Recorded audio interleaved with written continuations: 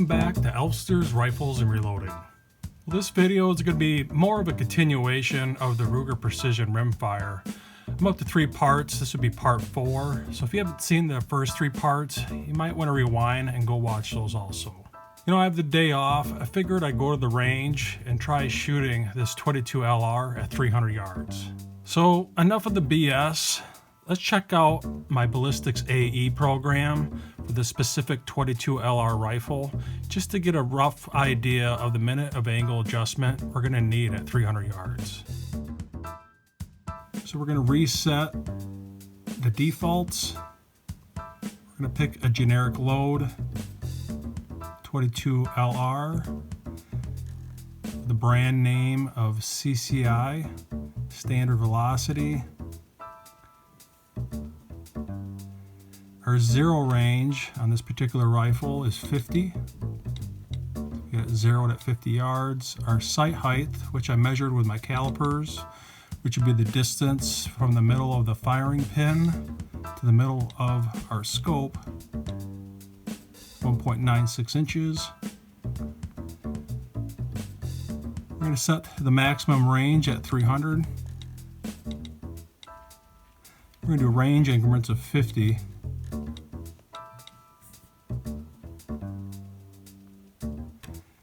Calculate trajectory.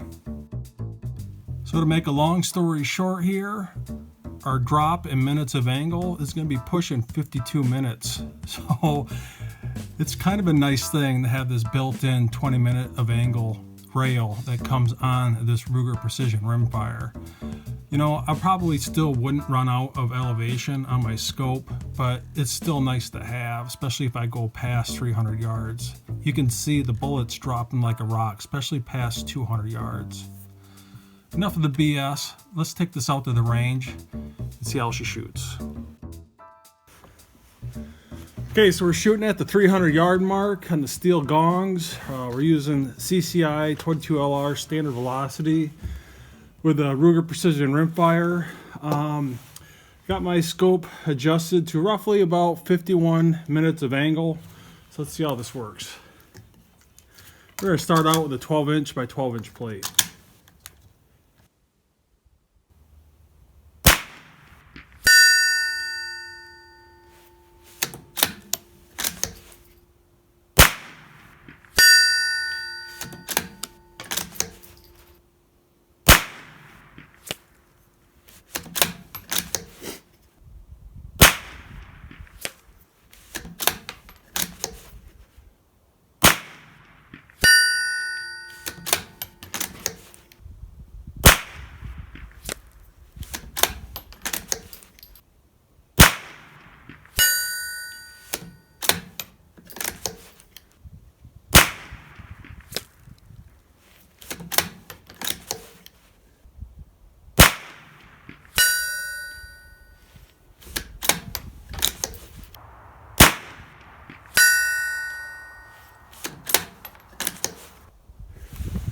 All right, so I can tell at 300 yards I'm hitting a little low.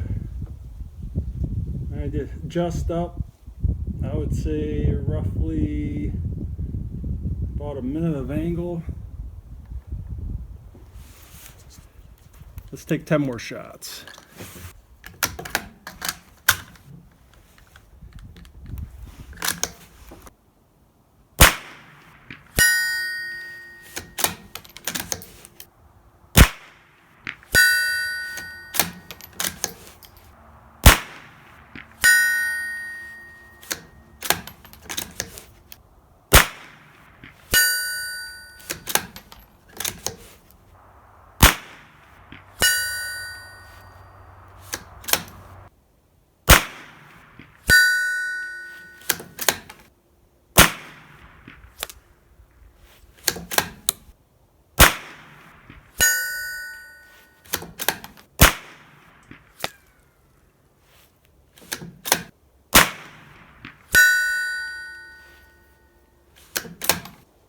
All right, so that was 10 more shots. I'd say we're still kind of low. So I think we're roughly about a half a minute, 3/4 of a minute. Let's say our windage is pretty good. It's hard to say. I think you little 22 impacts at 300 yards. I can just barely make them out with my scope.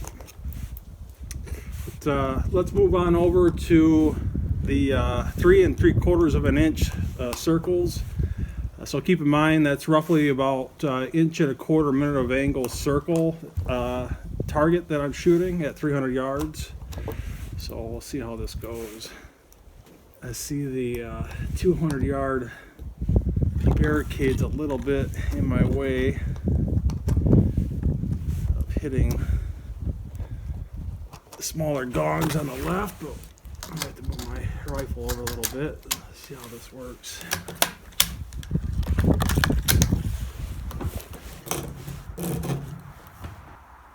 Alright, so I get to make out that top gong.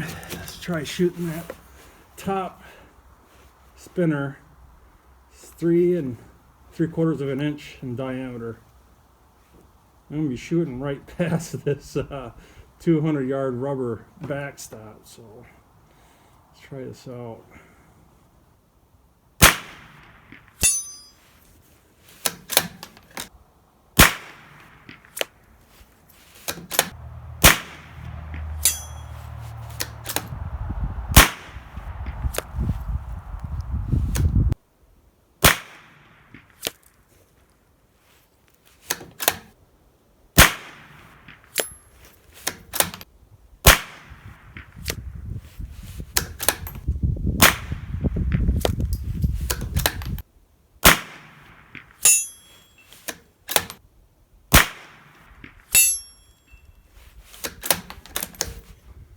Alright, that was 10 attempts. Let's run this down to 300 yards, see how we did. Okay, so we're at the 300 yard mark. And looks like we need to go up a little bit on our minute of angle adjustment. I have to double check the video footage to know exactly which hits are which on each mag, but what do we got here? 1, 2, 3, 4, 5, 6, 7, 8, 9, 10, 12, 13, 14. So 14, maybe 15 shots. I'll have to look at the video footage again, but you know, 15 out of 20. Definitely need to increase this up a little bit. As for the spinner, it definitely did not hit it. I can see that I'm hitting low here.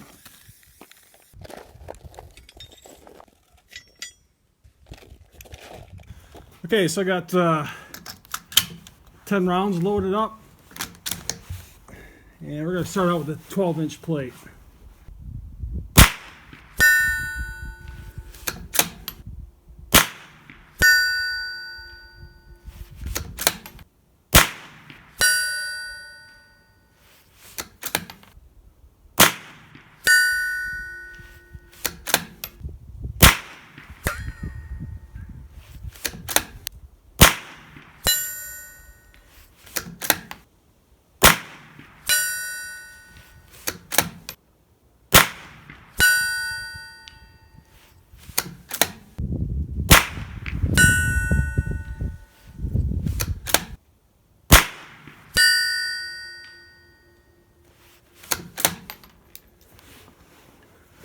All right, so that was 10 shots, and it looks like I got a little bit of a dispersal on the entire plate there, but I'd say I'm more on center. Probably need to adjust to the right just a smidge, not much. Looks like we got one at the very bottom and damn near one at the very top. So let's load up 10 more rounds and we'll go for the 1 1/4 minute of angle circle on the top.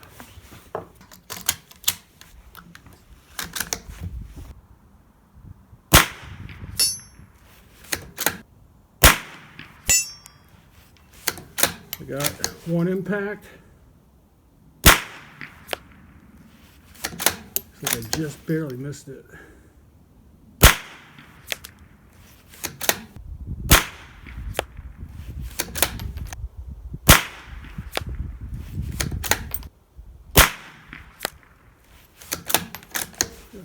down just a little bit.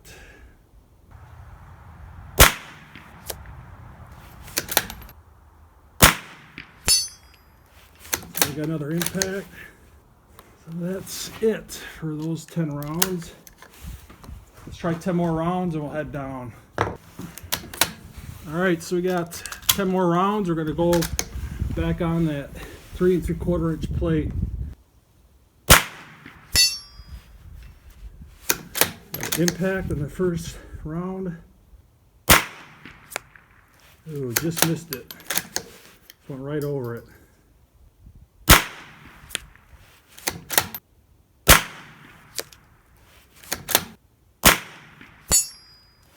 Another impact.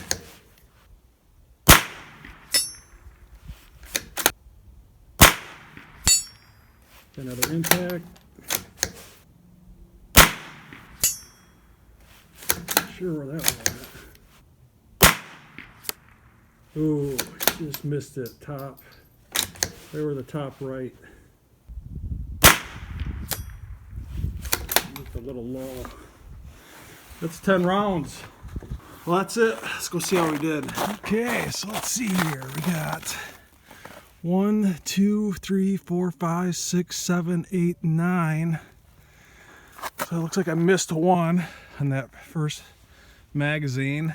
As for our spinner here, I'd say we got 1, 2, 3, 4, 5, 6, 7, 8 out of 20 on a 1.25 inch of angle circle. So I'd say that's pretty damn good. That's pretty hard to hit with a 22. So I think I'm going to spray paint these up and I'm going to give my good old Rock River Varmint 223 a whirl.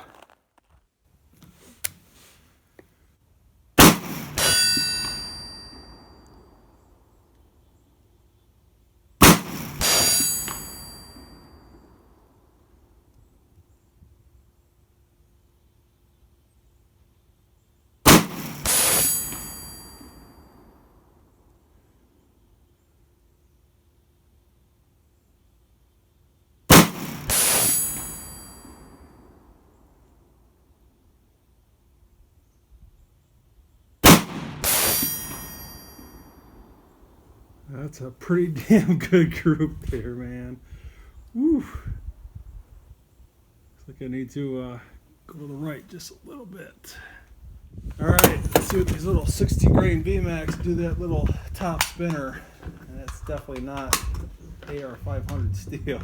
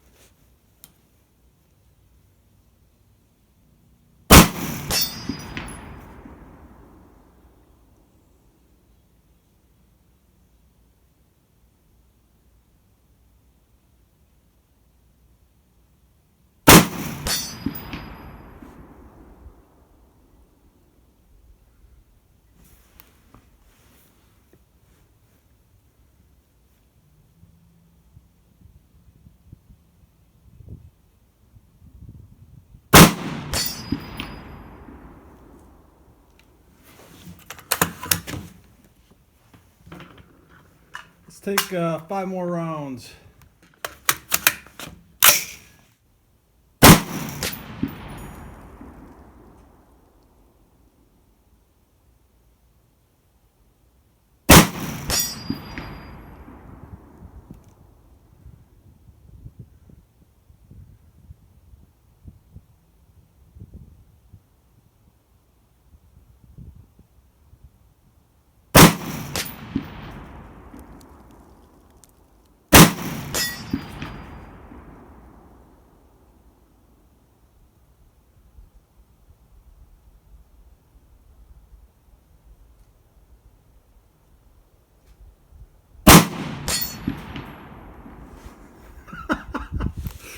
Good old 60 grain VMAX sure likes to spin that top spinner. Well, we're we're back at the reloading room here, and I definitely learned a few things, especially with the 22 LR cartridge. You know, I had no problem hitting that 12-inch plate at 300 yards, but trying to hit that 3 3/4 of an inch circle spinner at the top, you know, that roughly works out to 1 1/4 minute of angle circle at 300 yards, and that's pretty tough, I think, regardless of the brand name of the rifle. I think we're trying to push the extremities of what the 22 LR cartridge itself can do. But my main objective in this video was just to show you what this rifle is capable of, and I hope in this 4-part series I've shown you that. So before I wrap up this part in this series, I highly recommend getting the 10-round magazine in comparison to the 15-round mag that came with this rifle. It definitely has a lot less wobble inside the magazine well, and I've actually noticed an increase in the accuracy. Other than that, please don't forget to subscribe, like, and share, and I'll see you next time.